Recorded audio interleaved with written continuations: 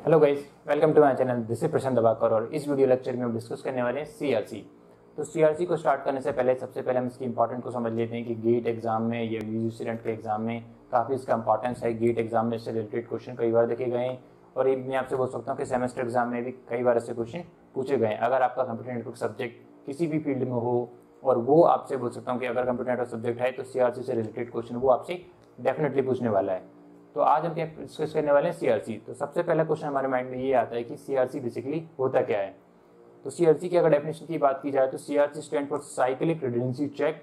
और इसका यूज क्या होता है कि डेटा को जो मैसेज हम सेंड करते हैं, जब सेंड करने के बाद जो मैसेज रिसीवर एंड पे पहुंचता है तो रिसीवर कैसे इस बात का पता लगाए कि जो डेटा जो आया है वो करप्टेड है या करप्टेड फ्री है। मतलब कि इट माइट पॉसिबल कि जब सेंडर कोई डेटा सेंड करता है और जब वो रिसीवर एंड पे आता है तो रिसीवर इस बात का कैसे पता लगा पाएगा कि भैया जो मैसेज उसने भेजा हुआ है, जो मैसेज उसने सेंड किया है सेंडर ने, वो मैसेज कहीं बिटवीन करप्ट तो नहीं होगा या करप्ट नहीं हुआ है। अगर करप्ट होगा है तो रिसीवर को क्या करना है, उस मैसेज को डिस्कार्ड करना है, क्योंकि जो डेटा सेंडर भेजना चाहता है वो डेटा उसके पास नहीं आया। तो अगर करप्टेड डेटा है तो उसको क्या करना करेगा, वो डिस्कार्ड करेगा।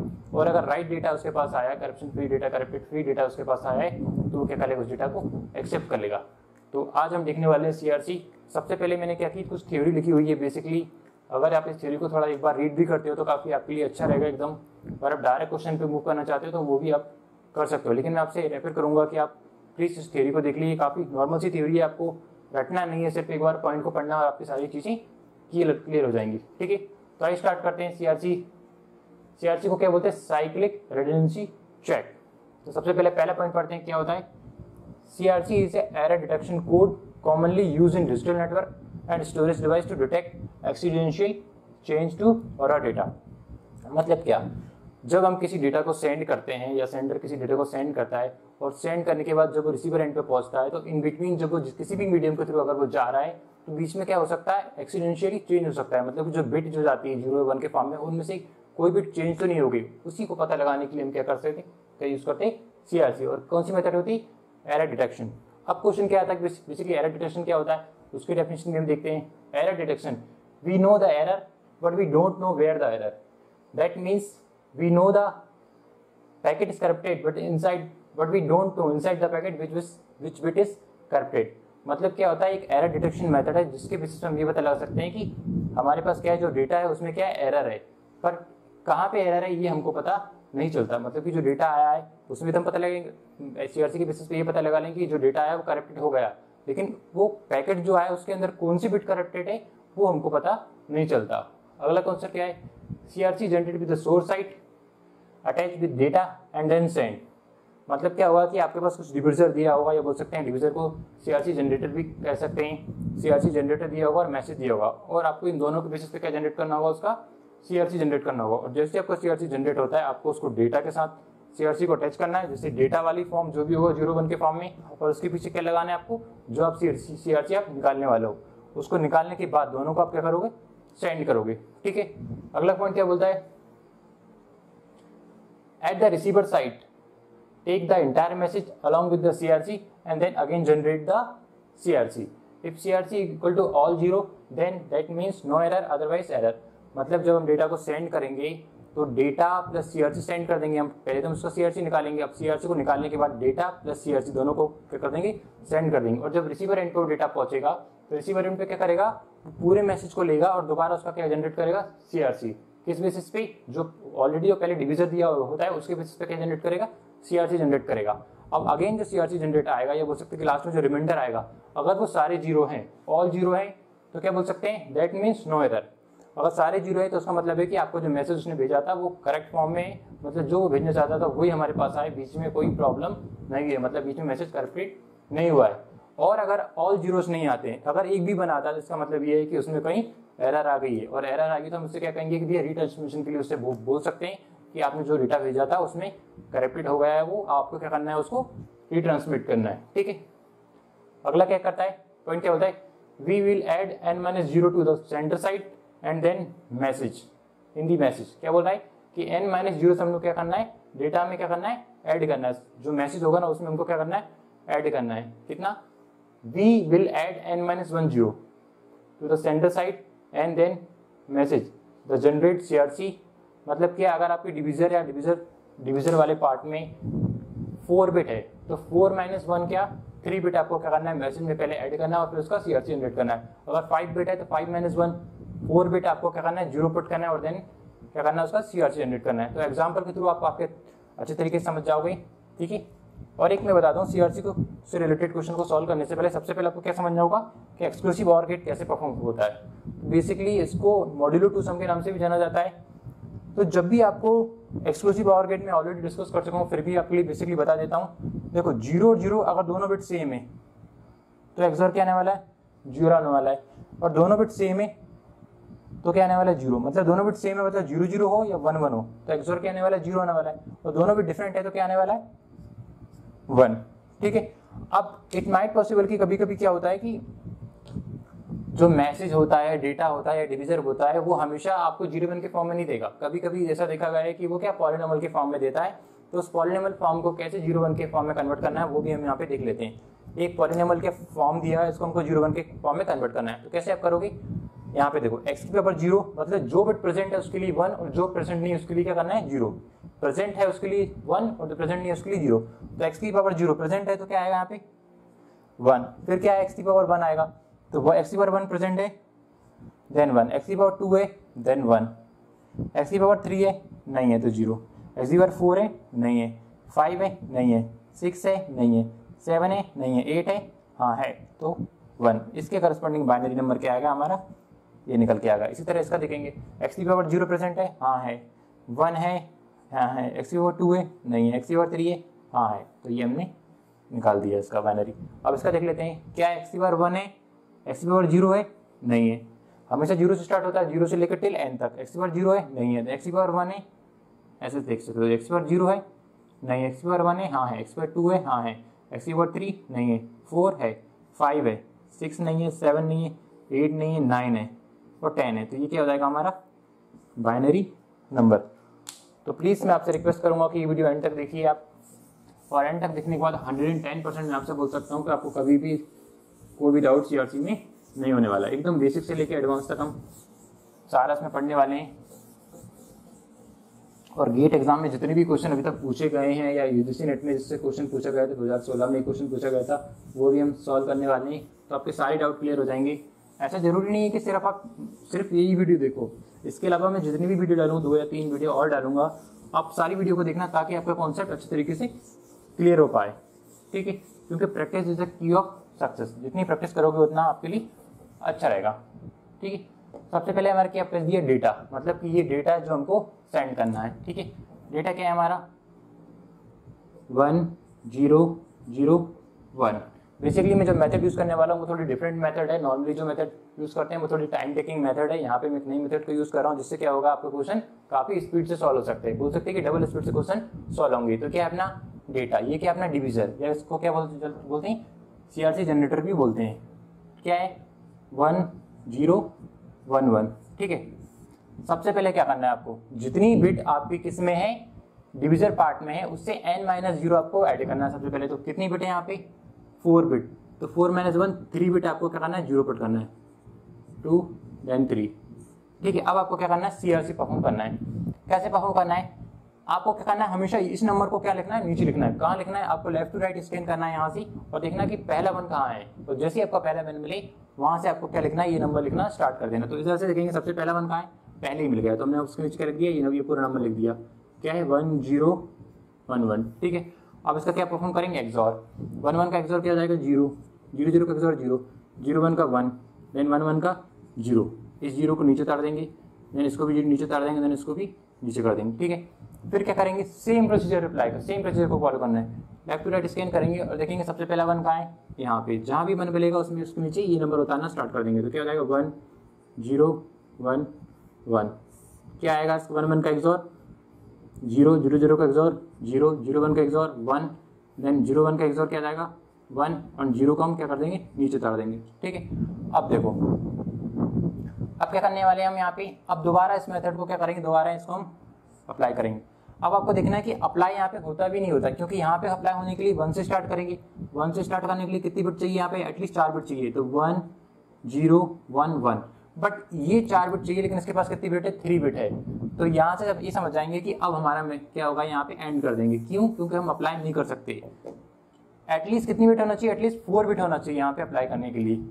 और जितनी बिट आपकी क्या होगी, जितनी बिट हमारे आपके डिविजर पार्ट में होगी उससे n-1 बिट आपसे कहाँ से ले सकते हो? रिमाइंडर से ले लो। तो कितनी बिट है यहाँ पे? 4 बिट। तो 3 बिट यहाँ से क्या लोगे? क्या होगा ये? राइट टू लेफ्ट स्कैन करेंगे LSB से, और ये क्या हो जाएगा हमारा? CRC। अब इस CRC को क्या करेंगे? हम सेंड करेंगे। कैसे?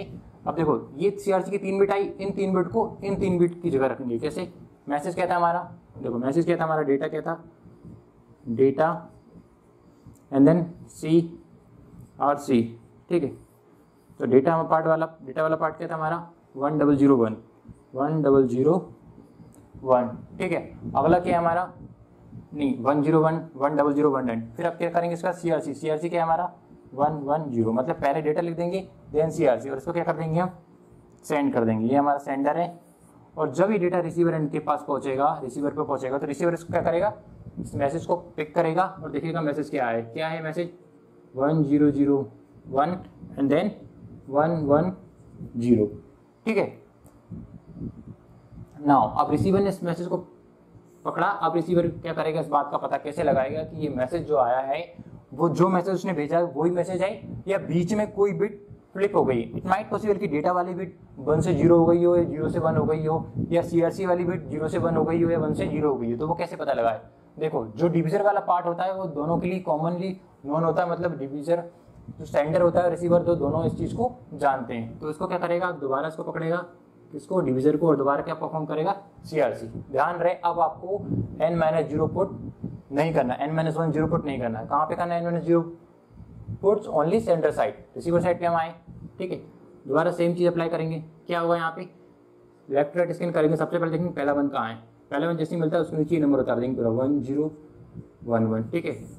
नाउ क्या करेंगे हम? एक्सोर परफॉर्म करेंगे। 1 1 का एक्सोर 0 0 0 एक्सोर 0 0 1 का 1 1 1 का 0, ठीक है। देन नीचे क्या बचेगा? ये 1 को नीचे उतार देंगे, 1 को नीचे उतार देंगे, 0 को नीचे उतार देंगे। फिर क्या करेंगे? हम लेफ्ट राइट दोबारा स्कैन करेंगे, ठीक है। फिर देखेंगे कि पहला 1 कहाँ है। पहला 1 जैसे हमको मिलता है उसके नीचे हम दोबारा ये नंबर उतार देंगे, ये वाला 1011। देन अगेन परफॉर्म करेंगे इसमें एक्सोर 0 0 0 0, क्योंकि 1 1 का एक्सोर क्या होगा? 0 0 0 का एक्सोर 0 1 1 का 0 1 1 का 0 एंड देन 0। अब क्या करेंगे? हम दोबारा देखेंगे 1। क्या 1 यहाँ पे 1 वहाँ होता है तो 1 से नीचे हम ये नंबर अप्लाई करते हैं, पर 1 है ही नहीं। इसका मतलब क्या है कि ये मैसेज क्या होगा? एंड होगा। यहीं तक हमको सॉल्व करना था। तो कितनी बिट है इसमें? 4 बिट। तो 4 - 1 3 बिट हमारी क्या होगी? लास्ट की हम लेंगे। अब लास्ट की सारी तीनों बिट कितनी है? ऑल द बिट क्या आई? 0 के फॉर्म में ही, जीरोस, ऑल जीरोस, ठीक है। ऑल जीरोस, और ऑल जीरो सही मतलब कि नो एरर। मतलब जो डेटा भेजा था उसने वही डेटा है, बीच में कोई भी एरर उसमें नहीं आई। अब आपको क्या बोल सकते हैं कि इट माइट पॉसिबल की मतलब हमको क्या करना है? इस पैकेट को क्या करना है? एक्सेप्ट करना है। क्यों? क्योंकि इसमें कोई भी एरर नहीं आई है। अब ये भी हो सकता है कि जब हम इस डेटा को सेंड कर रहे थे तो बीच में कोई बिट फ्लिप हो गई हो। तो अब उसको देखते हैं कि जब बिट फ्लिप होती है और डेटा चेंज होता है तो कैसे पता लगता है कि डेटा में प्रॉब्लम है। सारी बिट 0 थी, सारा रिमाइंडर जो था हमारा CRC था, जो रिमाइंडर बोल सकते हैं इसको, या CRC भी बोल सकते हो आप। बेसिकली नहीं बोला जाता CRC, किसको बोला जाता है? जो रिसीवर साइड, सेंडर साइड जो जनरेट किया था उसको CRC बोला जाता है। रिसीवर साइड बेसिकली नहीं बोला जा सकता, लेकिन आप समझने के लिए बोल सकते हो उसको CRC, या रिमाइंडर बोलोगे तो आपके लिए ज़्यादा बेहतर रहेगा। तो रिमाइंडर यहाँ पे क्या निकला? All zero. इसका मतलब क्या है? एरर नहीं हुई। अब समझ लो कि कोई एरर इसमें आ गई, ठीक है। क्या था हमारा डेटा? था 1001 देन 110। देखो एरर कहीं भी आ सकती है, ऐसा जरूरी नहीं है कि एरर हमेशा डेटा वाले पार्ट में आएगी या CRC वाले पार्ट में आएगी। एरर डेटा वाले पार्ट में भी हो सकती है या फिर CRC वाले पार्ट में भी हो सकती है। कोई भी बिट फ्लिप हो सकती है। अब आपने सोचा कि आप अज्यूम कर लो कि एक बिट फ्लिप हो गई, ये 1 है ना, ये अपना क्या हुआ है? 0 हो गया। अब मतलब मैसेज जो भेजा था उसने वो क्या हुआ है? चेंज हो गया। तो अब कैसे पता लगाएं कि मैसेज जो भेजा था वही मैसेज है दूसरा मैसेज है? तो डिविजर क्या है हमारा? डिविजर है 1011, ठीक है। तो अब हमने क्या किया? बेसिकली जो हमारा डेटा वाला पार्ट था उसकी जो बिट करप्ट थी, बिट को करप्ट कर दिया। When bit is corrupted, when क्या बोल सकते हैं? Message is when message is corrupted, तो ये क्या है, when message is not corrupted.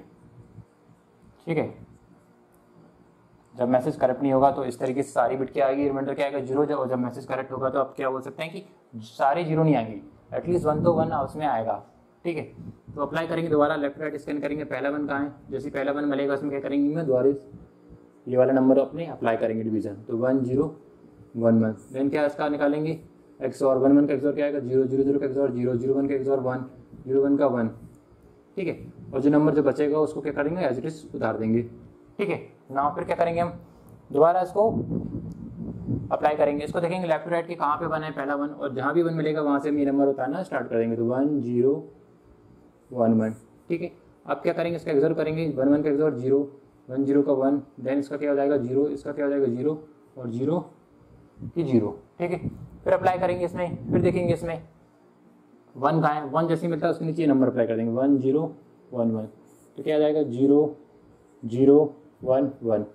ठीक है, तो क्या बोल सकते हैं कि अब क्या हमको और अप्लाई करना पड़ेगा, अगर हम इस नंबर को अप्लाई करें तो देखो ये नंबर अप्लाई ही नहीं होगा, क्योंकि ये स्पेस खाली है, जब तक ये स्पेस पता नहीं चलेगा तब तक हम ये नंबर कैसे अप्लाई कर सकते हैं। तो जब भी आपको अप्लाई नहीं कर पाओगे तो समझ लेना आपका मैसेज, आपकी जो मेथड होगी वो एंड हो गई। और इसमें 4 बिट है तो 4 - 1 3, राइट, उस साइड से हम ले लेंगे कितनी बिट, वो n बिट है तो n - 1 बिट ले लेंगे और वो हमारा क्या हो जाएगा रिमाइंडर। तो अभी यहाँ पे क्या है कि सारी जीरो नहीं आएंगे, इसका मतलब क्या है कि कोई बिट एरर हमारे पास आई है, लेकिन हमको ये नहीं पता होगा कि कौन सी बिट एरर है। ऐसा जरूरी नहीं है कि हमेशा, जो इसमें हमने क्या बताया कि ये बिट क्या हुई हमारी चेंज हो गई 1 2 0। ठीक है, 1 2 0, तो आपने पता लगा लिया कि भैया ये मैसेज है, तो क्या होगा इसमें क्या है प्रॉब्लम आ गई, तो आप क्या कर सकते हो इसमें रीट्रांसमिशन के लिए बोल सकते हो,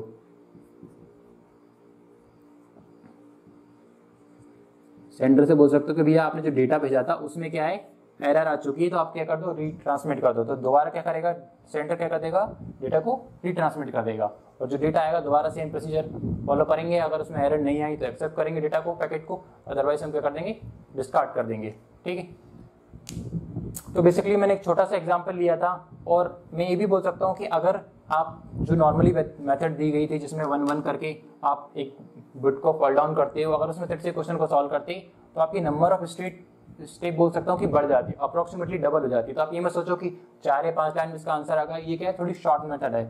और अगर आपको कॉम्प्लिकेटेड क्वेश्चन से रिलेटेड प्रैक्टिस करना है तो मैं उसकी वीडियो अगले लेक्चर से डालूंगा, तो वहाँ पे मैं कुछ टफ क्वेश्चन भी सॉल्व करूंगा, और गेट एग्जाम में जितने भी क्वेश्चन दिए वो सारे क्वेश्चन में सॉल्व करवाऊंगा। ठीक है,